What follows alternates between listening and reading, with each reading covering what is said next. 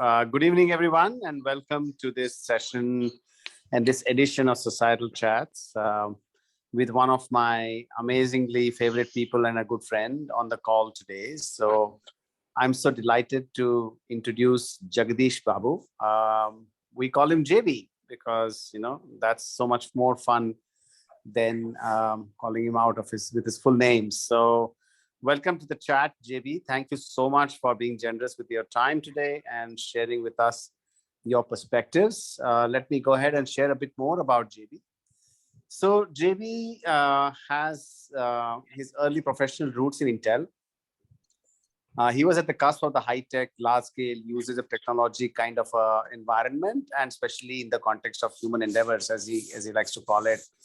His work at Intel led him to banks during their tech transformation, working with many top industries in gaming, digital video across the Asia Pacific, and also driving India's first entry to top supercomputers in the world, and also working with railways. Indian Railways is one of the largest organizations where he worked to establish the online ticketing system, along with many other things that he did at that time. Of course, there's a very significant period when he was actually working with the Aadhaar team, where he was establishing the devices ecosystem so that you could enroll, authenticate, and set up all the authentication and enrollment operations to get 1 billion people on board. And so he is very much hands-on, has been in the field, driving standards, building an ecosystem. And today we'll hear some bits of that as we go along into the chat. Of course, because of this, he went into many remote parts of India, studied the feasibility of authentication and how do you ensure that it works in diverse conditions, access, no access, poor access, good biometrics, bad biometrics, all sorts of things. And also worked with many of the market leaders and innovators to innovate the authentication enrollment devices, as well as form factors, standards, operating guidelines. So a lot of very deep execution-oriented experience with platforms. Of course, now he is the Chief Operating Officer at EkStep Foundation. And he's been deeply engaged with education as his passion area. And in this, sort of say, innings of his is working with the education community to support them with their transformative ideas, helping them with technology, many things, which I will not steal the thunder from the conversation as we go into the discussion today. But JB's personal bias is in forest, farms, and gardens. And so like in societal platform thinking, we always talk about farms versus forest. JB does that with practical experience because he has seen them at different levels, gardens, farms, and forests, all sorts of abstractions. And he has hobbies in electronics and robotics. So that is another interesting facet. And of course, whenever he gets some time, which I don't know when he does get it because of his intense schedules, but whenever he gets some time, he would spend some time with his interest in electronics, robotics, garden, farm, and forest. What an amazing intersection. And so we are so happy that JB is here with us today. I have learned a lot from JB, and especially the way he is such a warm and such a beautiful human being, and at the same time, such an astute orchestrator that the intersection is quite an amazing interaction to have with him. So welcome again, JB, and thank you for giving us the time. Awesome. Thank you very much. It's a delight to be here. I know for some of you, it's not a very convenient time, but I hope this conversation could be useful. So you asked, when do I make time for it? So I had 5 minutes now when Mangalam asked, you can switch off your camera. So that 5 minutes, I was doing some robotics. I mean, the blur background does make it a little bit messy. I just finished 1 point soldering. I said, okay, let me just quickly solder it and burn some plastic and then come back because I had that 5 minutes. So this table is always next to me. And I have my to-do list. Every time I steal some few minutes, I just go do something. And so that's how my sort of electronics keep on progressing. Once in a while, I do spend an hour late in the night. when I'm really close to, I think I'm close to cutting it, and then I say, okay, it doesn't work today, tomorrow again, another new day. That's such an amazing lesson in exponential, because you keep doing a little bit every day and all of a sudden it sort of grows up to become something which is just beautiful. Now we know where you get all your exponential thinking and platform ideas from. It's from your soldering machine and this work table that you have. Great. So I think a good place to begin, JB, would be to, now, of course, the team here has spent a lot of time in learning about thinking through and applying societal platform thinking to their respective areas of work. And you know that our participants today literally span more than half the world and almost more than half the Sustainable Development Goals. But the most important thing that they, of course, are also thinking through is how to be great at orchestration, because this is not about scaling what works. This is about how do you get to work at scale. So and obviously we would love to hear from you your journey as an orchestrator later, but first we would like to love to hear from you education, and how have you looked at doing the many things that you've done. So even if you can start by telling us your journey into education and landing where you landed, and then we'll spin off from there and look at multiple areas into that. That's a tough question, Sanjay. He didn't prepare me for this, already. So, okay. So basically, my journey, at least to peek into education, started in Intel when as a part of that intersection of technology and human endeavors, school education, school technology, all of that were one of those places where I spent significant time. I had a couple of team members working in that area across Asia Pacific. So Korean schools, Chinese schools, and Vietnam school, India school, Nepal school, Bangladesh school. How do they procure? What do they do with the procurement? What happened to the ones that you procured? So that we understand how to make it useful to them. Because much of the time, the incentive is to sell more. But I kind of took a little different turn. While we are selling a small portion of the larger piece, Intel is in the middle of it, right? So if it can be useful, and I was just trying to go back and understand with my team as to where is it being used.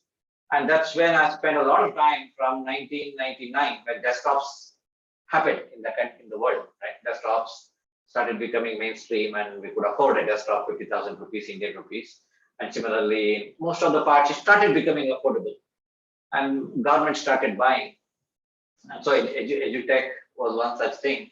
But I didn't think too much about spending a lot of time as a endeavor like what I'm doing, except for 2009, when I figured that an internet, content, people can come together at scale.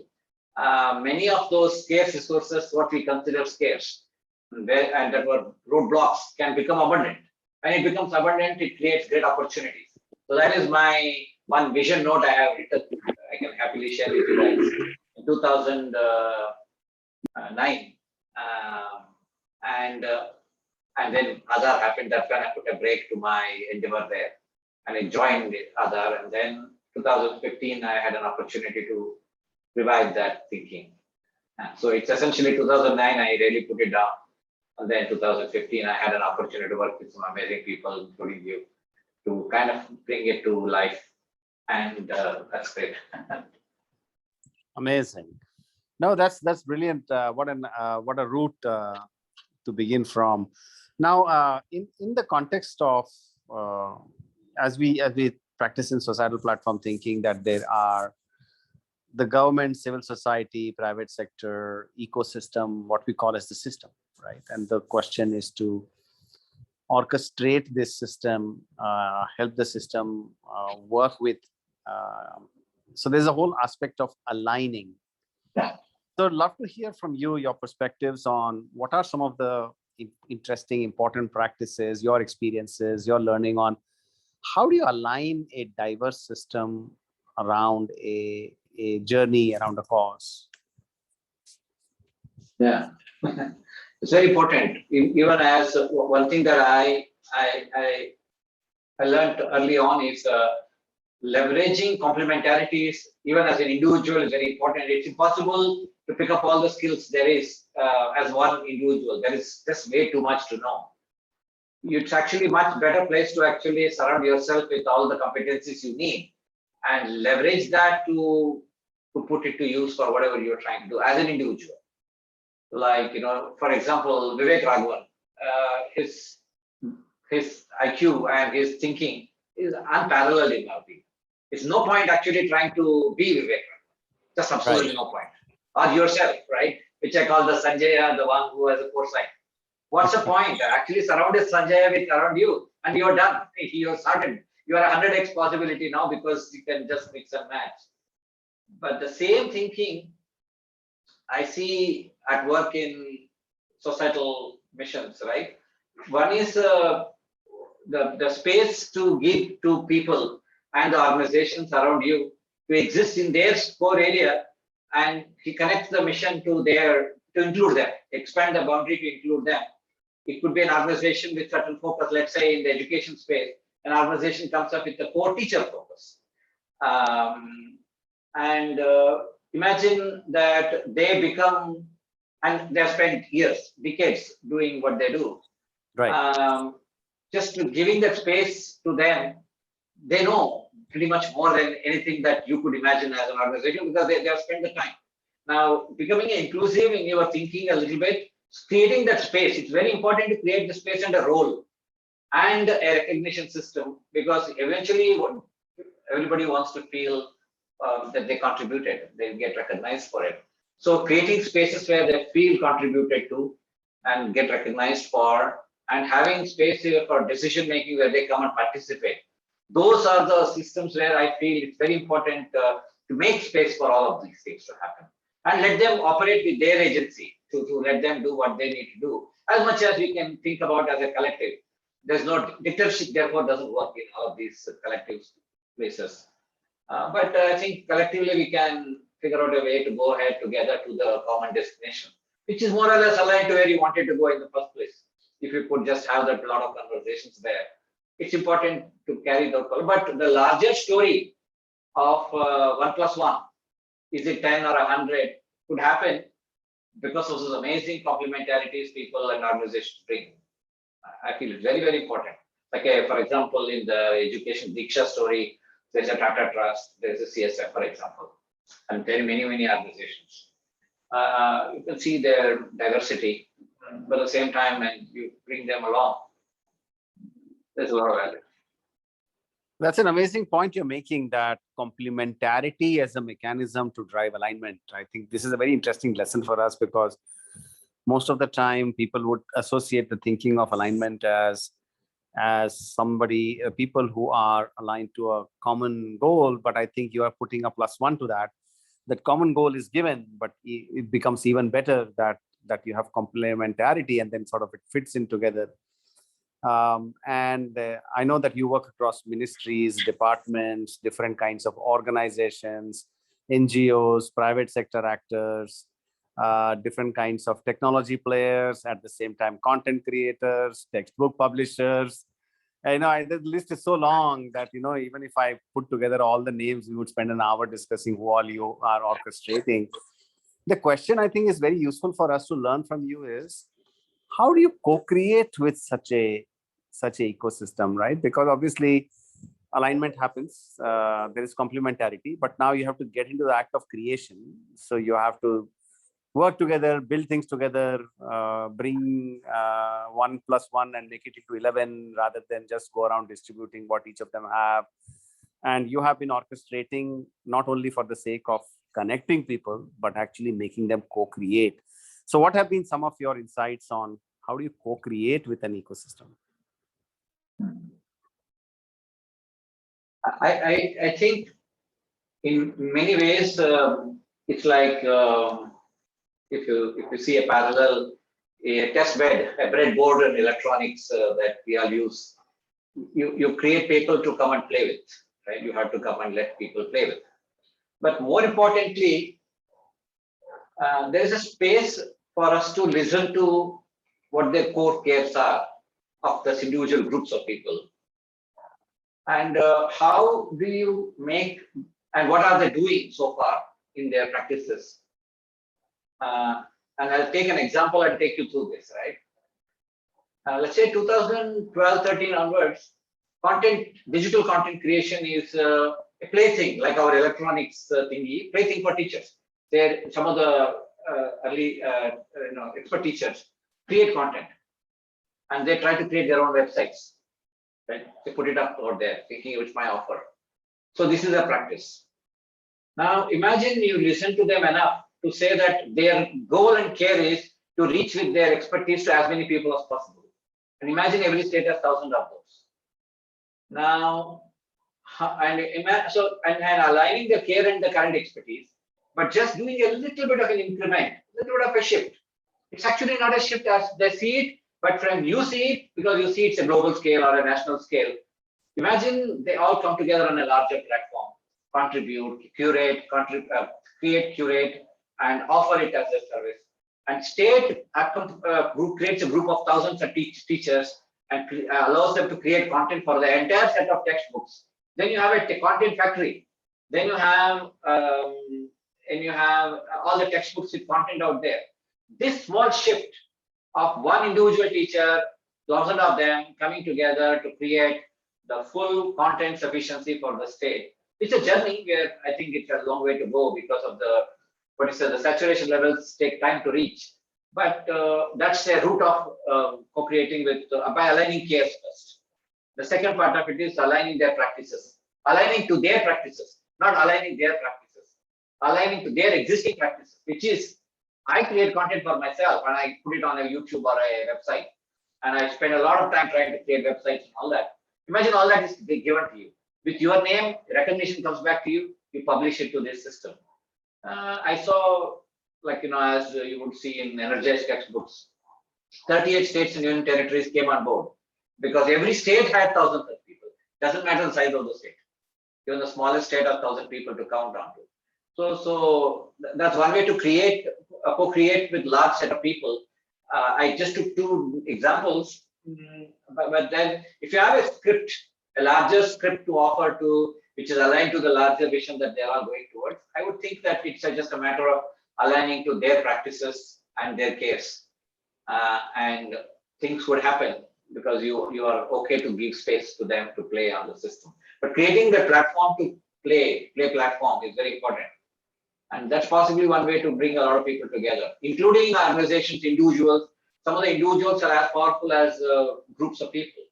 It's a journey, I think. It's a continuous way of listening to people and then aligning to their cares, while at the same time you have your North Star. So it's a dance.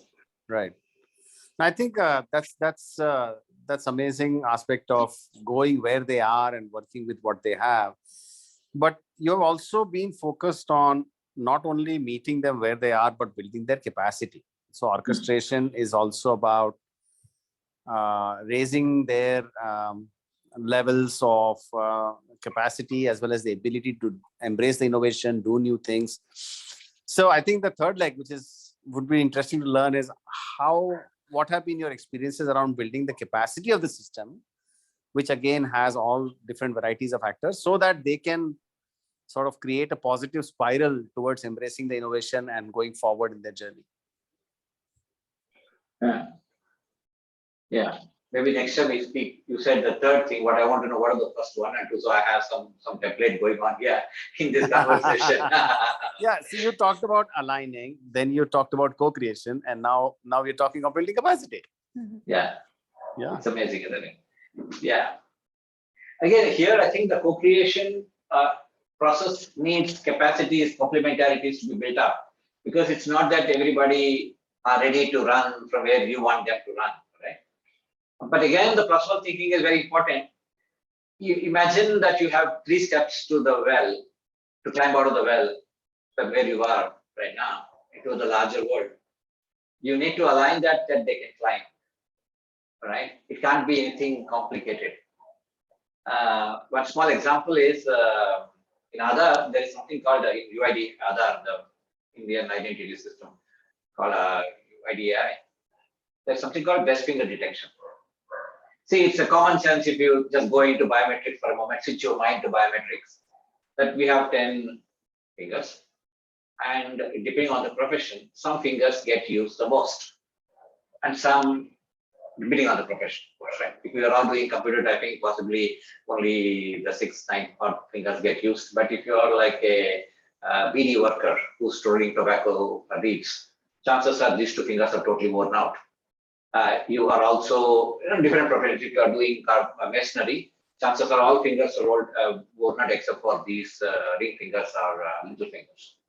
But how do I find out which fingers work for whom, where the biometrics are not completely washed out in a smoothened finger? How do I find out at a scale of 1 billion people? Now, how do I build the capacity of a person to detect this? Are you going to teach everybody that, there is this biometric thingy and fingerprint thingy, and this is a ridge and this is a valley, and you look for it using as lens and all the good stuff? No, right? So there is something called best finger detection as a process to help with those people who are going to be the first mile in authentication.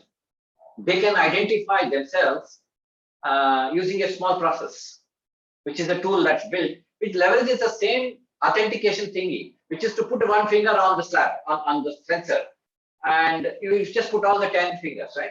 The amazing act of this helping people to find what they do is, in Andhra Pradesh, I was in near a land registration office, waiting for somebody to show up.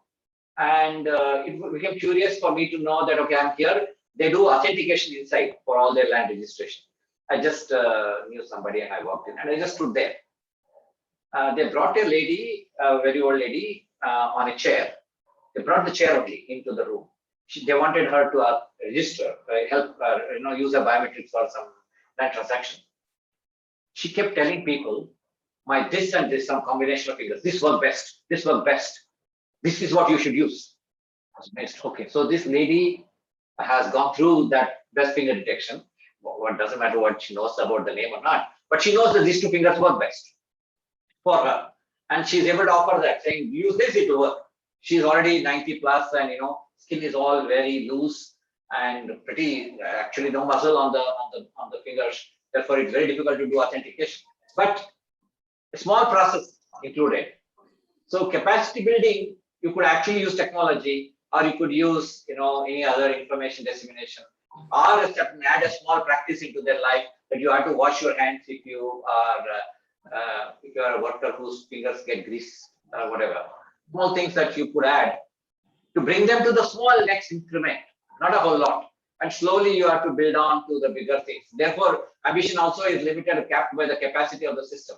The lowest common denominator capacity, not the high-end ones, right? Basically, you operate in a small increments like this, especially for large-scale systems. I mean, of course, when you are an Apple product, you don't look about capacity building. You just simply introduce, the whole world adopts to you. That's the other side of the thinking.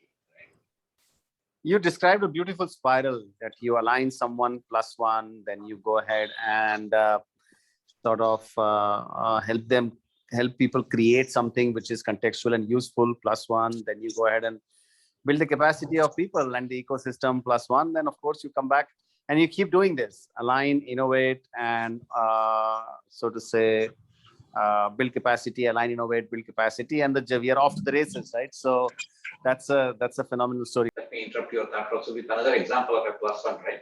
In energized textbooks, there as an idea, there are QR codes on the top of the textbook in most of the pages in every chapter. So there are 600 million such textbooks roaming around in India right now. The +1 there is that the printer prints the QR code. You give him not the idea of a digital QR code, it can be connected to content and all the great stuff. As far as he is concerned, please use only 2 layers of ink. Don't use color.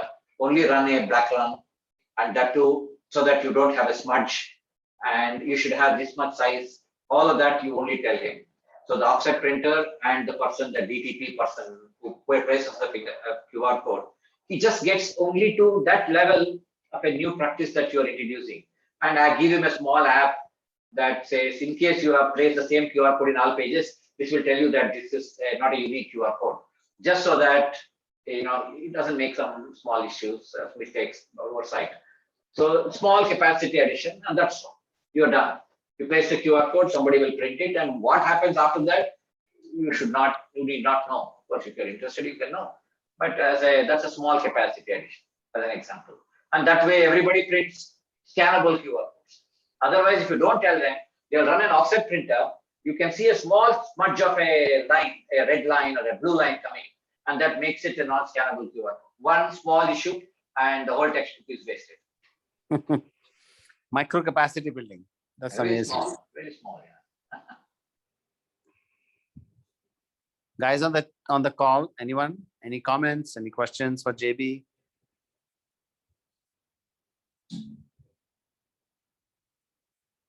The team is in a very quiet mood today. I guess they're still absorbing all the stuff you shared with them. So keep the questions coming in the chat room, and we will continue to have a discussion. And I think shifting the gears, JB, to the last point that you alluded to, which is micro innovations, right? So, and I know that you are extremely passionate about micro innovations rather than doing some very complex, monolithic, mega things. The whole fun is in micro innovation. And the question also about how do you find that you spoke about the ETB, you talk about that moment where that lady is going to go and scan her finger. These are the core things, right? This is where the rubber hits the road. This is around which the entire interaction is built. So share with us, how do you get to doing those small things that are truly transformational? That how do you discover them? How do you find, because the team here on the call, they are spending a lot of time to understand where is the essence, where is the core, what is that aha, from where if you innovate, then after that, the journey starts unpacking, unfolding.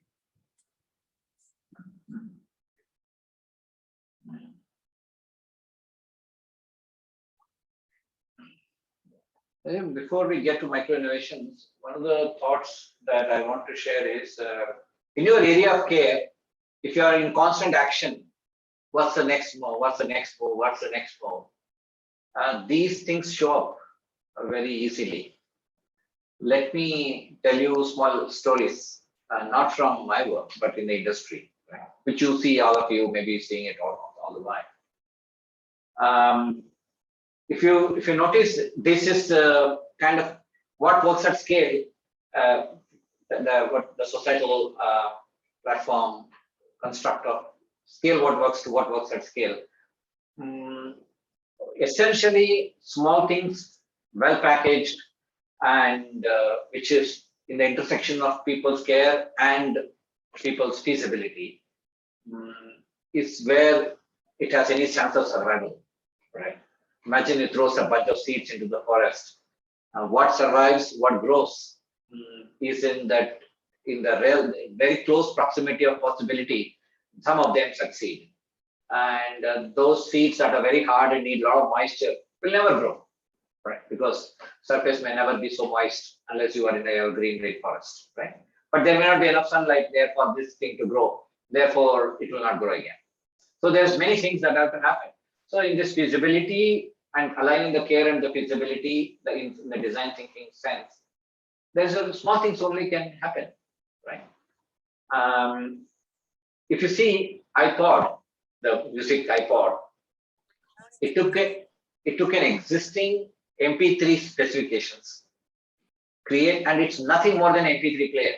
As much as you can think about it, it's an MP3 player. It has been in business for almost 8 years before iPod is introduced, and had a number of upper players in the market. Sony was one market leader, but took that one small innovation of MP3 package and opened up the music industry and worked around the entire packaging around it. Energize textbook is nothing but a QR code and the whole life cycle around of that content and all the transactions around it packaged. That's same iPod, MP3, Energize textbook, QR code. QR codes are all over us and all around us, right? And I mean, I keep an eye for micro innovations all around. And I see all the time that improvisations is a micro innovation story. If you just take a look at this Apple Pencil, which is the Generation 2 pencil, I have a Generation 1 pencil. If those of you are not Apple users, I could show you the difference between this and that. Only one major difference. It charges using magnetic touch. The other one has a connector. Major difference. If you say what stands out, there's only one thing that stands out between this and that. This can command a premium of 30% over that as you speak, right? And it charges by just touching it to the tablet, iPad, rather than that you have to insert, right? Otherwise, most other things are same. So if you see,